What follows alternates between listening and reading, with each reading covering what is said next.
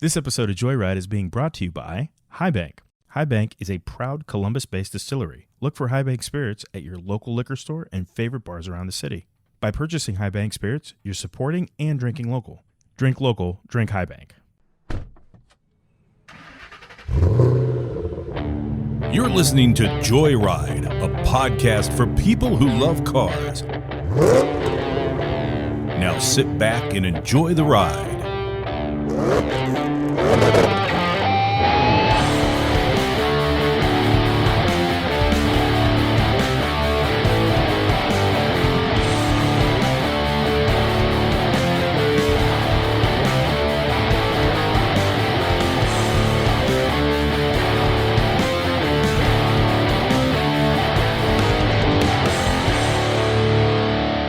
Welcome back to another episode of the Joyride podcast.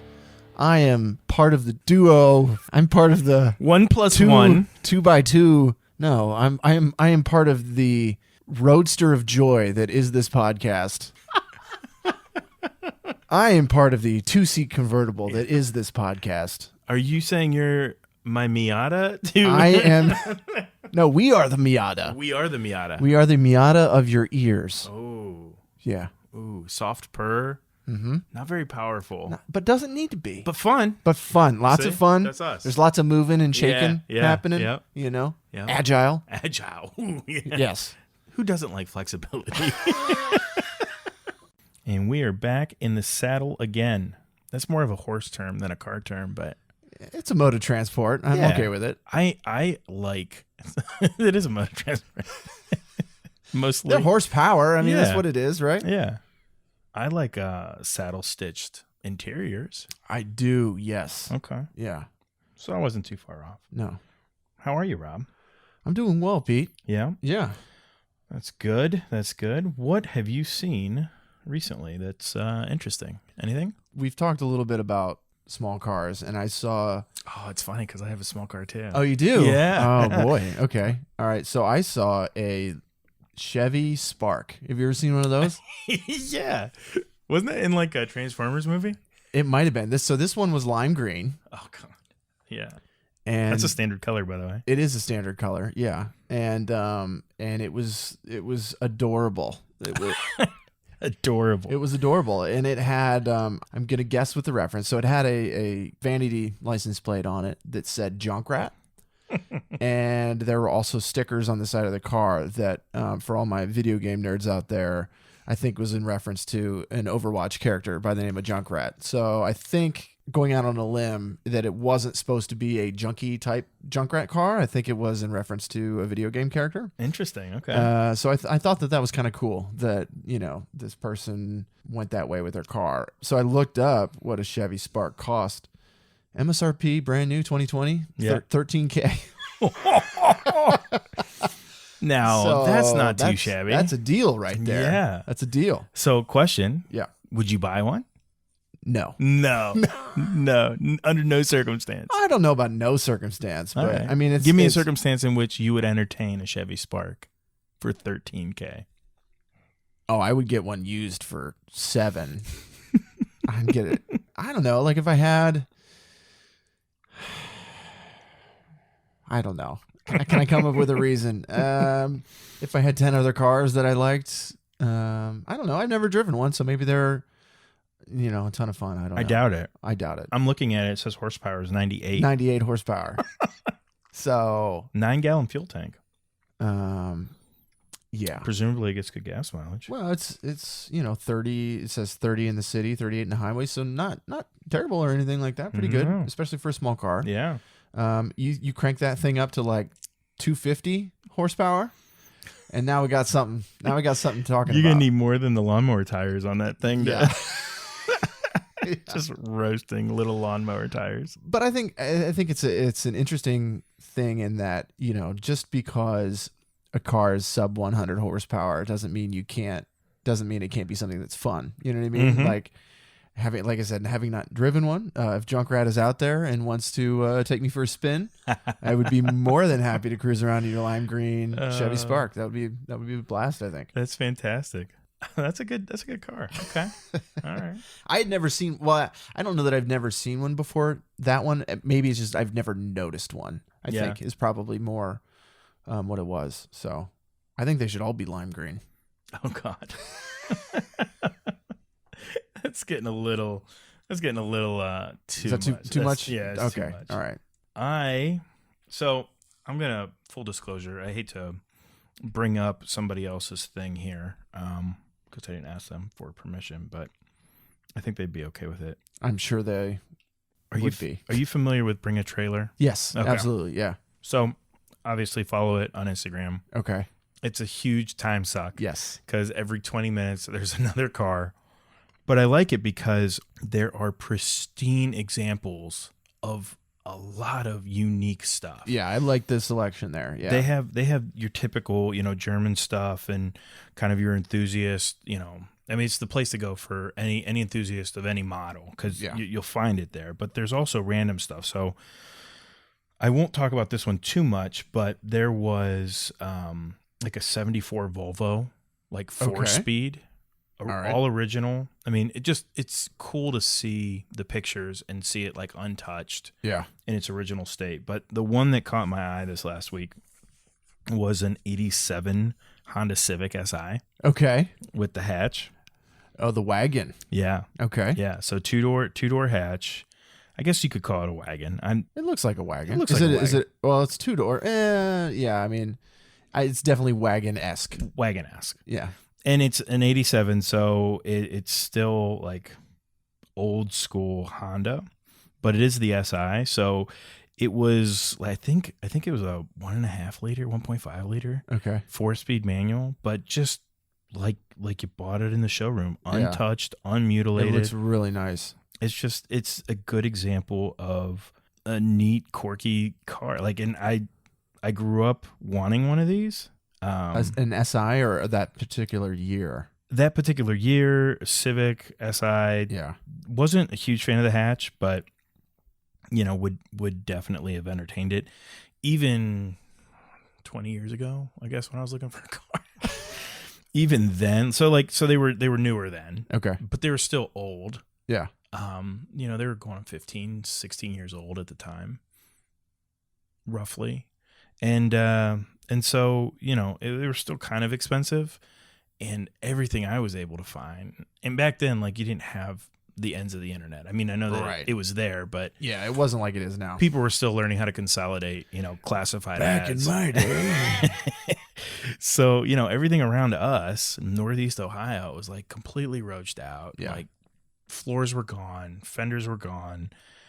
High mileage, Well, just weather would just eats cars alive, especially cars of this era. Like, I don't know what kind of sheet metal they were using in '87, but it was no match for the Ohio salted roads. No, but this was clean. This was good. This made me try to bid on it. To be honest with you, I quickly found out that I should not be bidding on it. Yeah, I'm not crazy about those wheels on that particular one. I only like it because they're original. Yeah, I think I would leave them alone because they're original. Right, yeah. But if it was mine, I would have a hard time not swapping those out for something with, just something different. There was a kid that was, he was probably 2 years, maybe 3 years older than us in high school. Okay. And he had an 87 or 88, 89 Civic 4-door. Gray, nothing special about it. And he had those wheels, those hubcap cover things. Yeah. And I remember it only because he spray painted them neon green, like the Chevy Spark. Yeah. It was hilarious. It was absolutely phenomenal. And, I don't remember the guy's name. No. I don't remember anything about him. I just remember seeing that car. You just remember that car. Yeah. Just remember it's that funny car. How things like that stick in your head. Yeah. Yeah. So that's my That's good. I really like the way old Honda stuff looks. Yeah. I wish I could say that about the new stuff. I don't like the new stuff at all, really, coming out of Honda. We were talking about hot hatches at some point over this podcast. Yeah. And the Honda Si, like the one out now, It's a 4-door, 5-door, I guess is what they call 5-door, it. yeah. It's respectable from like a numbers perspective and performance perspective, and it's apparently fun to drive and all the things you want it to be. But I cannot get over how they look. I really can't. Styling is bad. It's bad now. They have vents and flares and spoilers in places that I'm not an engineer, but I just don't. The taillights don't need vents on them. No. No. I mean, the roof had these things they look like they just glued on. Yeah, little shark fins here and there, and it was weird. It's ridiculous. I mean, it's the kind of stuff that you would expect on a race car. You'd expect on a Micro Machine. That reference is dating me a little bit, but that's fine. But to put it on the performance sedan, like it's just ridiculous. And they're not pushing numbers that you need downforce. It really no. And it's the same thing with the Type R. And they say that all of the aero on the Type R is necessary and creates downforce or whatever, but like, I don't know, man. I don't know. At what point is it detrimental to the looks of because I would never buy one. The Civic Type R is exactly the car I should buy. Yeah. Somebody that's my age that has multiple children and a family, I should absolutely buy that car. It's got 4 doors. It's fast, manual transmission. I should want to buy one. I'm not saying I like it abundantly more, but like in the same class, Subaru, right? WRX, same thing. Yeah. Like I'm not a huge fan of what the new stuff looks like, but vastly better than what Honda's putting out. Both from Japanese, an exterior perspective. Interior is a different story because I think that Honda does a really good job interior wise. I mean, the Type R is a little kind of over the top, but that's because it's supposed to be. It's their whatever. Although Subaru is not really blowing the world up with their design either. I mean, what the WRX came out with the new body style in 2015, I think so, and it's still the same. Still the same, yeah. And even then, it didn't change a lot on the inside. No. So I mean, they've been making the same car forever. Mm-hmm. No, I mean that's kind of like their hitch, right? I mean, and that's across their platforms. Yeah. I mean, you look inside an Outback or Impreza. The BRZ hasn't changed since they came out with it. No. They have this iStar navigation and smart like technology package that they're putting in these things now. Yeah. For what they are. They should have been in there 5 years ago. You know what I mean? Like, it was just like I saw an article. I forget what manufacturer it was, but they were finally. It might have been BMW. There was some manufacturer that is finally including Android Auto and Apple CarPlay from the factory. And I'm like, where were you? Where were you? Yeah, this technology's been around. Yeah, hello. That shouldn't even be a news story. Like, no.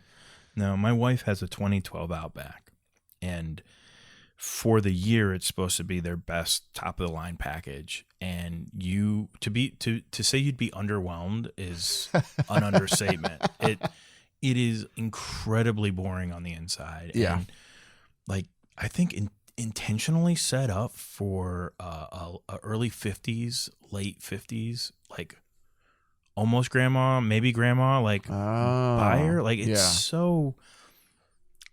I mean, I know we talk a lot about wanting the old ways and the analog and like all that blah, blah, blah. But when you buy a new car, like in that era, like of the time, like you want something more than just a volume knob. Like, right. Yeah. And I know it has some steering wheel controls or whatever, but by and large, it's not laid out, right? It's really boring. It's really incapable in a lot of ways. Yeah. And one of my major pet peeves. My wife hates me so much. I'm not a designer by trade. I'm like a freelancer, like, Yeah. But they have, what do you call the artwork that signifies a purpose or a function? You're just talking about like the icon, like a little icons? Yeah. Okay. Yeah. It's an icon that signifies what you're doing, right? So in Subaru's case, specifically on my wife's 2012 Outback, although I think if you checked your Subaru today, you'd probably still find it. They have a radio icon that is literally the most antiquated boombox sketch. It's literally a speaker and a tape deck with an antenna. Oh, and I'm thinking like, yeah. Is that real? I mean, I can't do it. I mean, they came up with that 20 years ago. It's probably been the same forever. It's exactly right. And if somebody, like if my daughter went into that car, she would have no idea Yeah. what that button does. Yeah. Oof. Mhm. That's not a great thing. No. But yeah, a friend of ours actually has, let me think, probably a 2019 Outback. So let me do some quick math here. 7 years, newer, Yeah. still has that Same radio. icon. Same icon. That's right? great. So it's a 20-year-old icon in my wife's car. Oh And man. now it's just older. Oof. It's really disappointing. It feels lazy to me. It's definitely lazy. You know what I mean? Yeah. It just feels like you could do so many other things to signify the radio. Yeah. And that stuff probably just gets laser printed on there or something. Like it's a digital display. Like it pops up and it shows you a it's picture. in the display. Yeah. Oh. Like if you're on the radio, there's a picture of the radio. I'm like, oh no. that's not even what a radio looks like. That's a super easy thing to change. The only radios that exist anymore are in cars, right? By and large. Yeah. If you have exposure to a radio, Just it's because of a car. Put a picture of a speaker on there. That's all you need. Just put that little, the little sideways profile shot of a speaker. It's like when somebody uses like a phone icon and it's one of those like old school where you like have to pick it up and like hold it to your ear and then speak into a microphone. Yeah. That's a phone from the 20s. Right. Like, yeah. Nobody uses those. no. We do that a lot at where I work because we have icons that mean different things, and it's tricky to figure out, okay, if we want somebody to go online, what do you show? Do you show a laptop? Do you show, because nobody really, most people are on their phones. Right. But if you put a smartphone up there, then it looks like, do you want me to call that? Or am I going to that online? Or like, am I going to hit you up on social? Like, what's the deal? So it's kind of tricky, but using an old boombox is not the answer. Next time you're in a Subaru, you check it out. I will look. I'll have to look. Yeah. That's great. Speaking of Subaru, did you see the headline today? No. Nissan's ex-CEO, who's like outed and like under investigation for financial crimes, No. fled Japan. He like so he's on house arrest. Yeah, he's on house arrest. He like super CIA level snuck out of the country, took a private jet to Turkey and then back to Lebanon, which is where he's originally from. Okay. And conveniently doesn't have any extradition with Japan. Of course not. So like it's a massive like egg on your face if you're Japan. Ooh. And they're like trying to figure out, because he landed in an airport, Turkey, like in Istanbul's international airport that was shuttered and only used now for cargo. Okay. And so his private jet landed there. He got on another plane, like in the middle of the tarmac of a cargo like airport, and flew to It said Beirut. it involved him being smuggled out in a musical instrument case.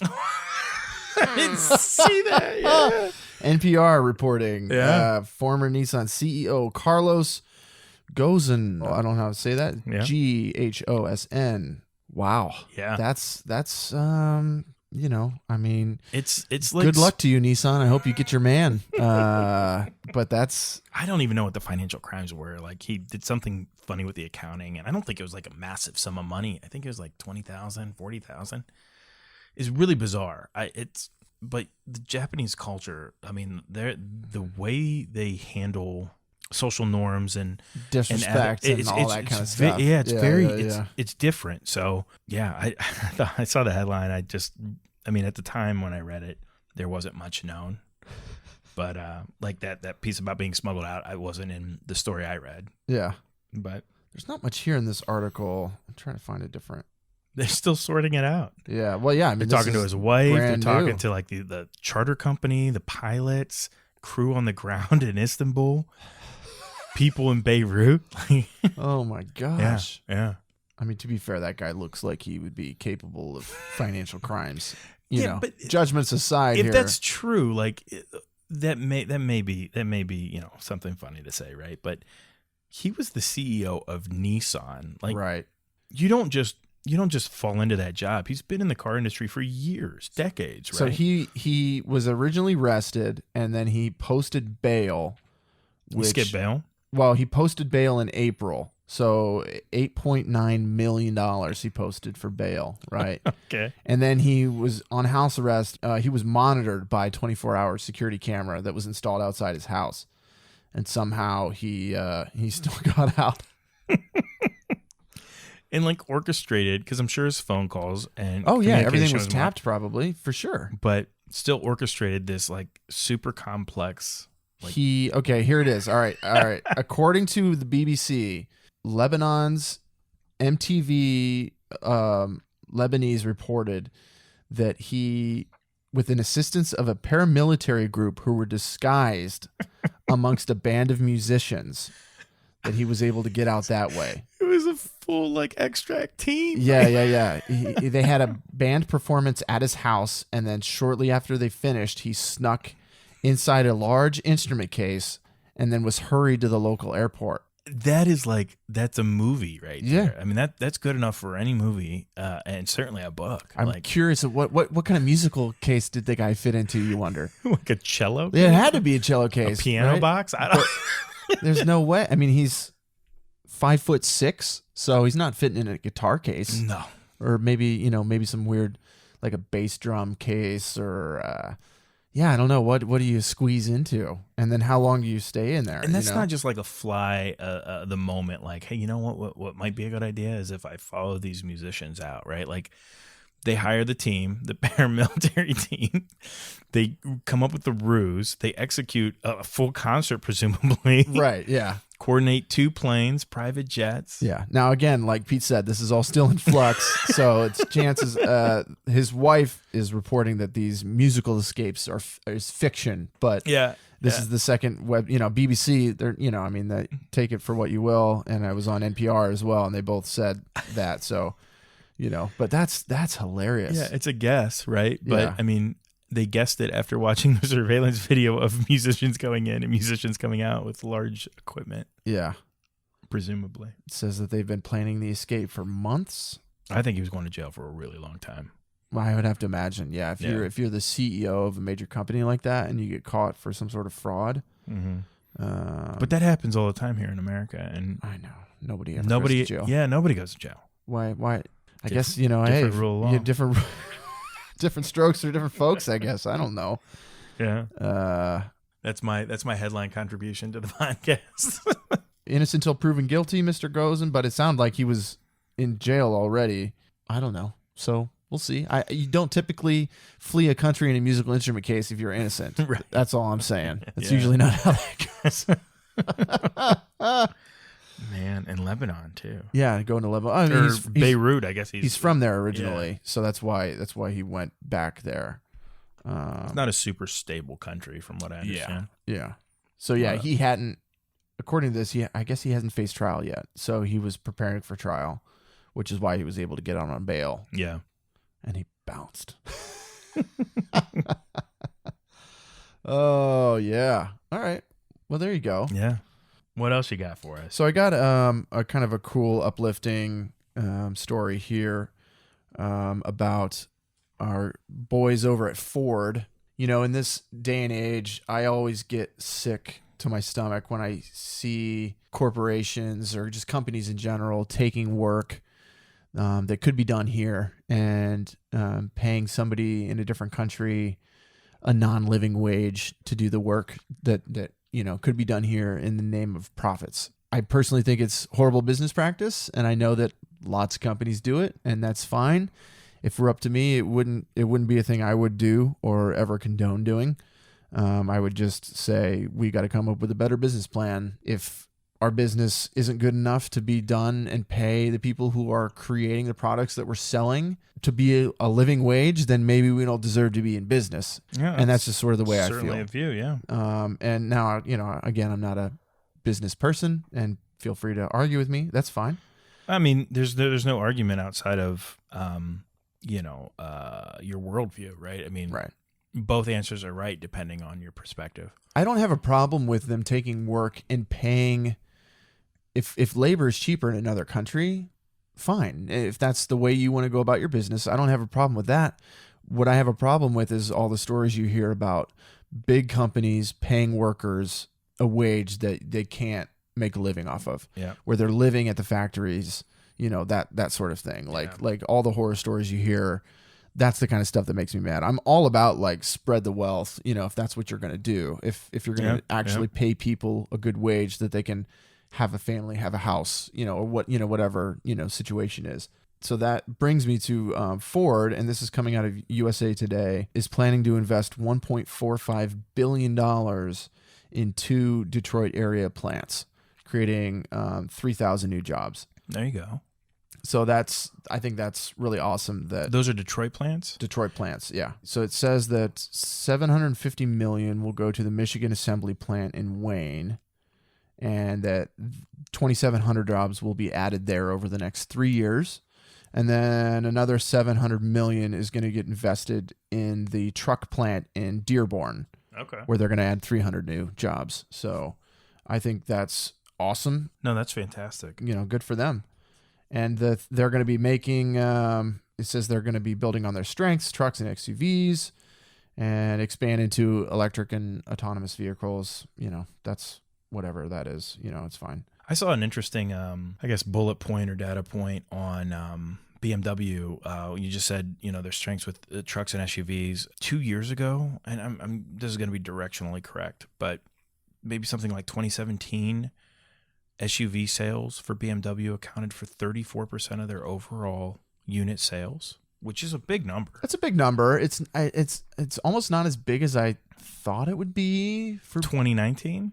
It jumped like 5 points. It's like 39%. Oh, that's more about what I would figure it would be. Yeah, it's unreal, the appetite around the world globally, but North America specifically, with massive SUVs again. And there's just another kind of like, I think we all hear it from outlet to outlet or story to story, depending on what the context is. But that was just another data point that supports the massive desire for SUVs. I think we talked about it on a different episode, like cars that are getting discontinued because they're sedans. And, I mean, all this stuff, I guess, comes in waves and trends. Back in 08 and 9, gas mileage, gas prices spiked. Those things got terrible gas mileage, and you couldn't get rid of a truck or SUV at the time. Yep. But economy comes back. Government gas prices puts in, gas prices are low, and the fuel economy is better, arguably. Yes. 10 years later, sure. through regulation or otherwise, like technology and different things. You're getting better mileage. Now, that said, if a Tahoe used to get 18 and now it's getting 23, that's great. But if gas prices go back to $5 a gallon, like it probably is going to slow Everybody's down. going to go buy a Prius. Yeah. But interesting. Well, I think that you said it was 39%? 38, 30. I mean, like, again, Something like that. Like it was a big jump in 2 so years. 38% of people are driving around a BMW, with the grill that's too big on it. yeah, right. Yeah, 38% of BMW owners. Of new BMW owners are driving around a vehicle with the incorrect grill on the front of it. So you don't like the big grills. I hate That's the where big you're going, grills. huh? Yeah, I don't understand it, and I happen to have. I had an article pulled up because at some point I knew I was going to get into this. And according to BMW, they have received, quote, very positive feedback in its radical styling shift to the larger grille on certain models. Now, it's not across a lot of the performance, sedans like 3 Series. It's not on the 2 Series or whatever, but it's on a lot of their SUVs. Mm-hmm. The giant kidney grill, which I think looks like a pig's nostril or something. Like, I don't even know. So you have to really go deep into BMW here, right, to understand the kidney grill, right? I mean, back when it oh God, I'm gonna get this wrong. This is a podcast full of inaccuracies. BS opinion. If you can't get with this one random fact Pete's about to pull off being incorrect, just relax. It's okay. I think go for it. In the late 70s is when BMW really started to command the reputation for a German sports sedan, and the kidney grille was a predominant feature of the new styling. Yeah. And I think it was... And they were skinnier back then, too. Oh, like, they were really... Like, really... Yeah. You know what a Ford Edsel is? It reminds me of a Ford Edsel. Pull up a Ford Edsel grill. Okay. And, do you have a specific year? They didn't make them very long. All right. They didn't make them before or since. But I think it was like the 19... Oh, gosh. 19 I forget this is yeah, I can see the genesis there of right it. Yeah. So when Ford did it, they got a reputation for it looking like a piece of anatomy. Oh, yeah. Right? Oh, boy. Now pull up like a 76 or 78 BMW. So Yeah. that's what I was thinking of, the narrow. Yeah. Yeah. Right. So they're similar, but that's where it started. Even before that, what year did you pull up there? That's 78. Yeah, go to like 75. Okay. See if that changes. But the evolution of that sedan really is what became the iconic kind of 2002 model. Those are cool looking cars, man. Yeah. Yeah. I really like those. But like those led up to the 2002 model, because they had the 2000s, then the 2002, and then they introduced, I think, the early 80s, the 3 Series, and that's when like, I mean, they were just hammering. I mean, you couldn't touch them. But so that kidney shaped grille is I think a very important styling cue of the BMW. And so when you talk about enlarging that, like it does have a distinct appearance. But I don't know if I can totally hate it. I don't know if I can. I love reading the memes on it. There's hundreds of memes that. Like that's the 2021. That's not a real car, is it? I don't know. That's not a real car. It's basically the entire front bumper is the kidney grill. I think that's one of those memes. Yeah. I mean, it's like concept car. Look, I don't have a problem with it changing an evolution or whatever, but. Yeah. There's just something about the way that they look on the SUVs that I don't care for. Yeah, even the 7 Series too. Man, I just don't like it. I'm just not a fan. I feel like if you're gonna make the grill that big, you gotta do something else. Because if you pull up an Audi, you know, of that year, or a Mercedes, their front ends look way better on them. I just don't. Ugh. I don't know. I kind of like it. Hey, that's fine. Like you're allowed it. to like it. You're wrong for liking it. See, I think it's proportion. Okay, so I've got. Well, you're looking at a 7 Series, a 7 Series, and then an X5, I think, or maybe an X7. It's an X7, yeah. So I like it a little better on the 7 Series. I still don't like it as much as the way they had it. I feel like you pushed it too far. It just looks like a pig nose, man. Look, you got piggy eyes over here, you got piggy nose, and you got the little piggy mouth. BMW in pursuit of driving pigfection. Yeah. Well, I don't know. I'd be interested to see if we get any comments on that. I think it looks good. According to BMW, it's selling out, and it's been selling out for a long time, and people love it. So if people like it, cool, keep making it. Do you remember when they did the I don't have to buy one. The redesign of the 7 Series, I think it was 08, maybe 07, with the rear end? No.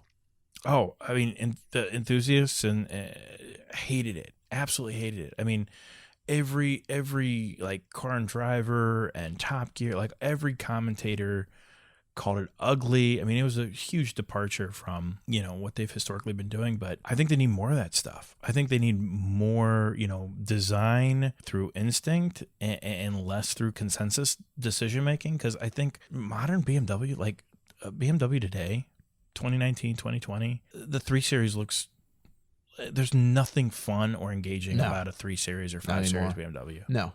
And it's where they're falling behind a little bit. I just think in general, I think they've lost their way a little bit. I think so. They lost a step on Mercedes. I read an article that Mercedes outsold them this last 2 years based on category, and I believe it. The BMW group as a whole, because they have more brands like Mini and I think Bentley and whatever else they have, sold more units as a whole, class for class. They've lost their edge to Mercedes. They also, I don't know if you saw this article, are currently being investigated by the SEC for numbers fraud. You reading the Nissan article again? No, this is BMW. Really? Yeah. I did not see that one. No. This is on the Detroit Bureau. I mean, there's lots of news articles you can find on it. BMW's under investigation by the SEC for fudging their sales numbers, and it comes in the midst of that race with Mercedes that you're talking about. Really? Yeah. Look at me knowing some stuff. Mm-hmm. Wow. It's called car punching. Is what is basically they're reclassifying, something to do with reclassifying loaner vehicles delivered to dealerships and including those in purchase numbers. Wow. Yeah, That's a big deal. Because the analysts in the industry as a whole use all those numbers. Yep. So they're being investigated right now for that. In the article, it says that Fiat Chrysler paid $40 million to the SEC back in September for the same thing, basically. Wow. Yeah. So I guess it seems like it's one of those things that like probably everybody does a little bit, but it's just a matter of whether you get caught or not. We'll see what comes up with that. Maybe if you made cars with better grills on them, you wouldn't have to lie about your sales numbers. So brutal. This is so unfair. The grills are fine. They're okay. I don't particularly like them. I think, well, whatever. You know what I think. I know what you think. It's all good. Yeah, I mean, it's not all good for BMW. No, not right now. Not right now. So we'll see. I'm gonna kind of be following that and see what comes to that. You know, maybe whether they get it taken care of behind closed doors or not. You know, we'll see. All right, so this is kind of an interesting change of pace here. We're gonna lighten the mood a little bit and get away from all these legal troubles that several of the big car companies are going through right now. We did kind of have a legal-esque episode here. A little bit, yeah. So this is a list. This article comes to us from the Detroit Free Press about vehicles that are most likely to get speeding tickets. Anything I drive? When you think, okay, these cars are getting speeding tickets, what do you think? Like, hit me with a couple. Well, the first thing that comes to mind is something that a friend's dad told me years ago when we were getting our licenses. And he's told me that my red car was going to get me more speeding tickets. I heard that a lot. Did you hear that because it was red. Yeah, because it was red. Because it was red, and it was going to stick out, and you were going to whatever. Yeah. I don't have any idea if that's true or not. Well, you would think it would be like Hellcats or Porsches, Lambos. I'm guessing. Like that. I'm guessing Toyota Camry. And here's why. I think they sell more cars. There are more Camrys on the road than anything else. So it's a numbers thing, right? It's just a statistics problem.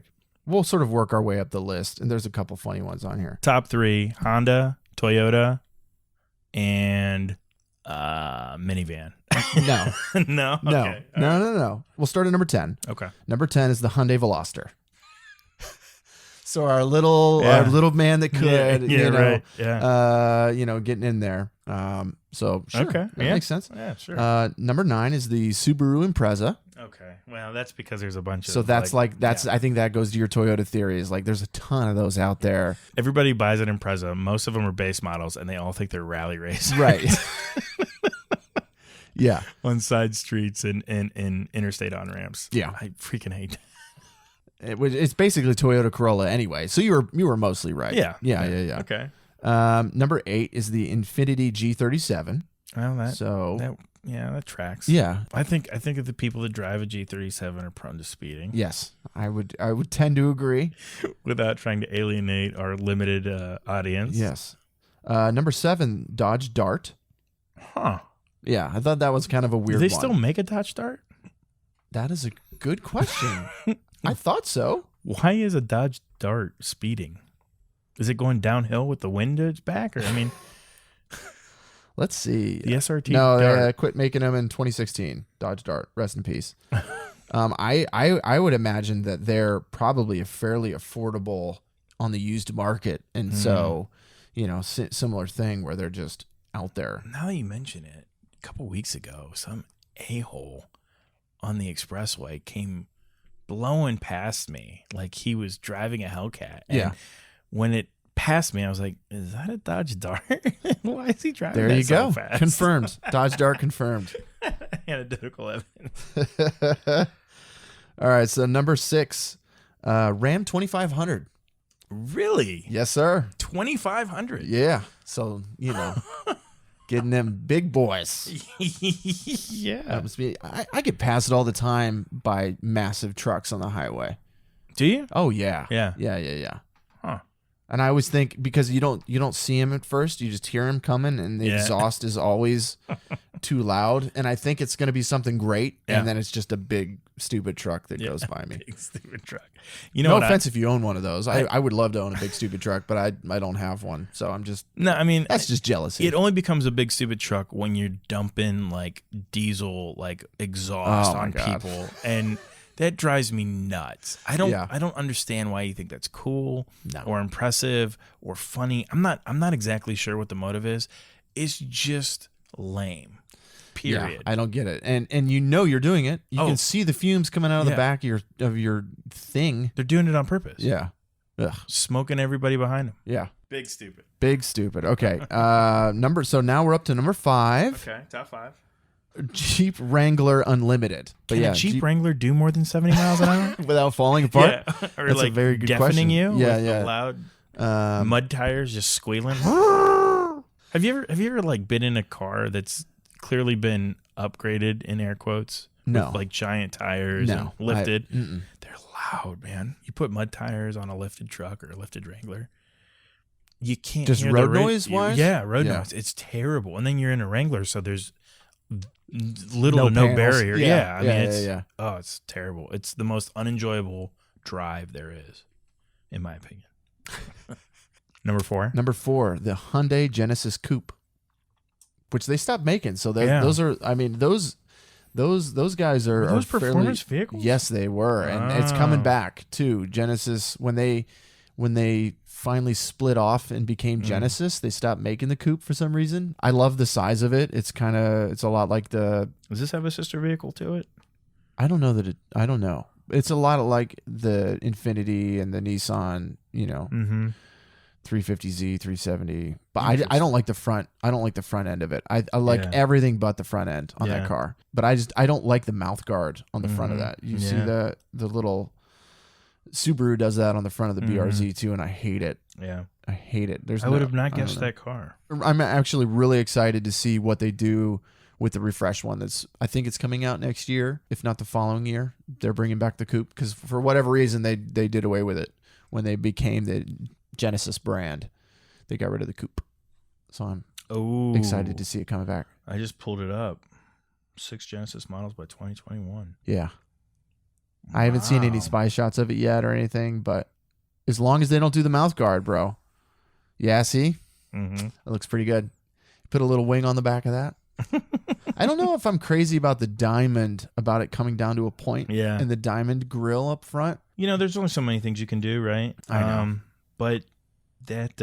I don't hate it. No, I don't hate it either. It's better than like, I don't know, oversized kidney grill. Stop it. God.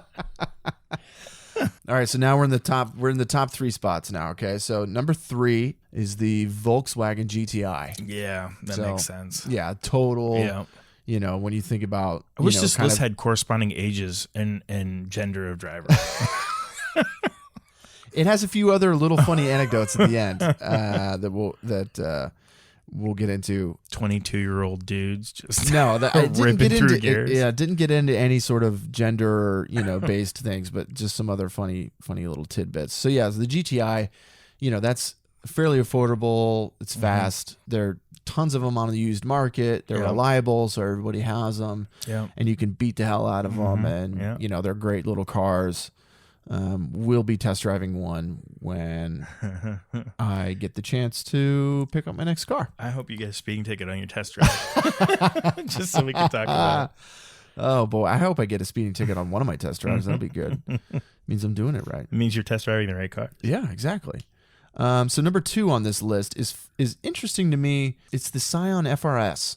So it's the Subaru BRZ sister car. Okay. So I thought it was funny that the Scion, and it's not the Toyota, so it's the Scion. So isn't Scion Toyota, or did they split they're the off? same thing. Okay. They're the same thing now. You can't get a Scion FRS now. It's the Toyota FRS or the Toyota 86 or however they market it here. But this particular list specifically says the Scion FRS. So I'm assuming that's the older ones that are getting speeding tickets. Boy, that change the badge, and that's oh yeah, it's the same car. It's the exact same car. So I get it. Again, small car. It's rear-wheel drive. Yeah. You know, you can get them in manuals. So they're Pretty big 4-cylinders. Sort of quick. Yeah, they're not 2 liters. Yeah. Not huge, but Not huge, and the common thing, and we've touched on this a little bit, the common problem with this, the FRS and the BRZ is they're just underpowered. Like if you threw the STI engine in that sucker, you'd have a hell of a car, but they won't do it because reasons. They didn't do it. No, they didn't. Everybody, as soon as the FRS and the BRZ came out, it was like, okay, this is cool as a starting point. Right. Now put a bigger engine in it. And they never did. They never did. I mean, I think it's gone up, I don't know, 10 horsepower or something like that overall. Like, yeah, it's just not good, which is a shame because I really feel like as a platform, it's a great. missed opportunity. Yeah, like, it's a why great go little through car. all the R&D Yeah. and the costs associated with manufacturing. And you've got the sister cars. So that, I mean, that's the whole point of doing the double, you know, the twin cars is so that you have opportunity. And again, your Subaru, you already have the SCI engine. Like, why not? Right. I don't know. I'm not an engineer. I don't work at Subaru. So maybe there's some sort of corporate blah-de-de-blah to why they didn't ever pump that car up. But that car, I think, to your point, missed opportunity because it's a great looking. Well, it used to be. The Toyota looks, the front end of it looks pretty bad now, but that's okay. And so the number one car that if you see it on the road, most likely it has a speeding ticket, Subaru WRX. Yeah. There you go. Yeah. So you hit on a little bit with the Impreza. Everybody thinks they're race car drivers. And the WRX is that car. It's the attainable. It's similar to the Scion FRS. Yeah. It's fast. Yeah. Everybody that I know that's outside of our immediate friends group that's an enthusiast is either owned one or has talked about owning one at some point. We had a friend that owned one back in the day. Yes. Yeah. And it was like base model though. Mm-hmm. But he would still drive it in the backyard and think he was rally racing. Like, what are you doing, man? It's supposed to be in the dirt. What are you talking about? Yeah, it's got mud flaps on it. I mean, come on. Mud flaps up, on man. your You've WRX. got a base model with a 6-speed, 5-speed. Like, it's not. Yeah. That's okay. So there you go. There's the top cars that are tickets. Not a Porsche, not a Lambo, not a BMW on the list. No. Mercedes, you'd think. Oh, it's just that asshole in that Mercedes. No. Not even in the top 10.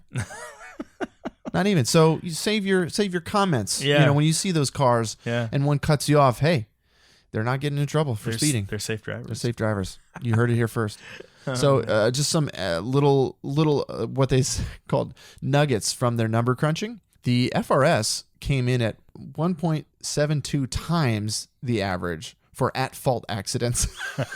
So if you're driving an FRS, you're almost 2 times as likely for it to be your fault when you crash. Oh, that's great. That's a fantastic stat. Here's another one. WRX drivers are almost 2.5 times the number of DUIs. That's not funny. I'm not laughing. That's terrible.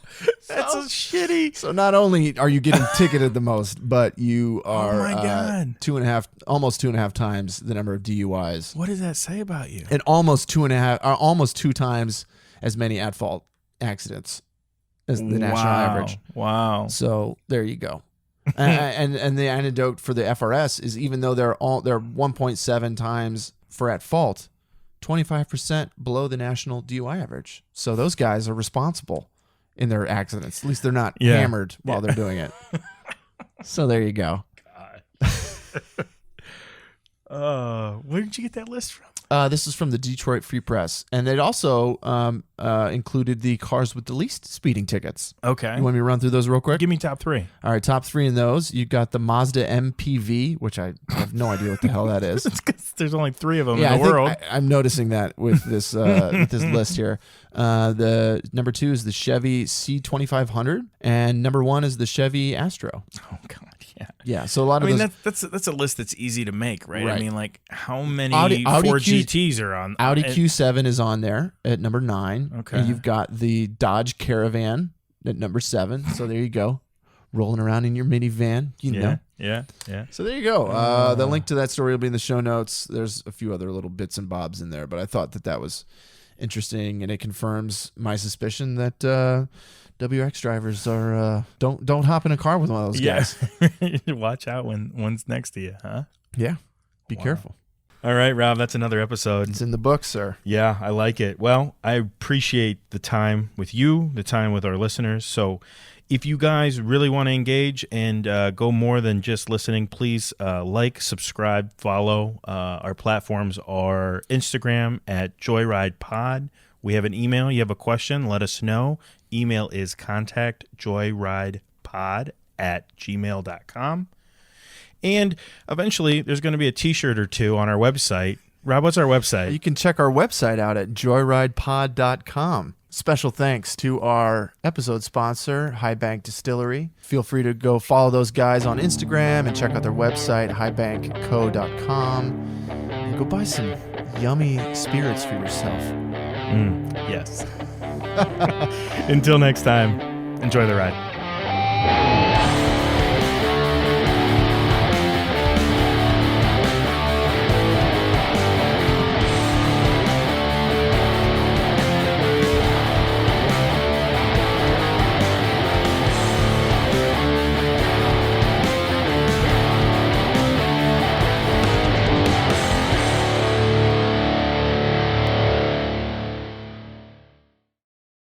Welcome back. Joyride Podcast. I'm Pete. Hold on. It looks like our levels are a little low. Let me crank these up a little bit. Man, I felt like that was the one, though. I'm sorry. Okay. Check. Check one. Check one. All right. Let's rock with these. Okay. Do it again. Just as good as you did the last I time. don't remember what I said.